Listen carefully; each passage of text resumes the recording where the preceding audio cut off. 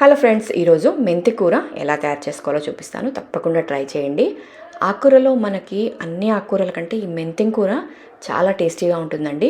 నేను చూపించే ఈ పద్ధతిలో చేసుకోండి, మీకు డెఫినెట్గా చాలా అంటే చాలా నచ్చుతుంది. అలాగే మీకు ఏదో చికెను లేదా మటను తిన్న తృప్తి అయితే తప్పకుండా వస్తుందండి. అంత టేస్టీగా ఉంటుంది, ఖచ్చితంగా చెప్పగలను.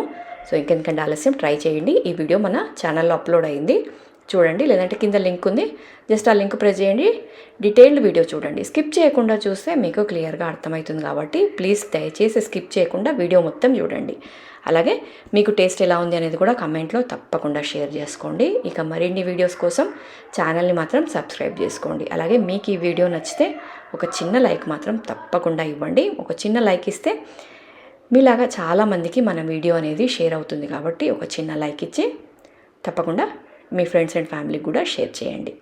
ఇక మరిన్ని వీడియోస్ కోసం ఛానల్ని సబ్స్క్రైబ్ చేసుకోండి. సో ట్రై చేస్తారు కదా ఈ రెసిపీ, ట్రై చేసి టేస్ట్ ఎలా ఉంది అనేది కూడా కమెంట్లో షేర్ చేసుకోండి. ఇక మరిన్ని వీడియోస్ కోసం ఛానల్ని సబ్స్క్రైబ్ చేసుకోండి.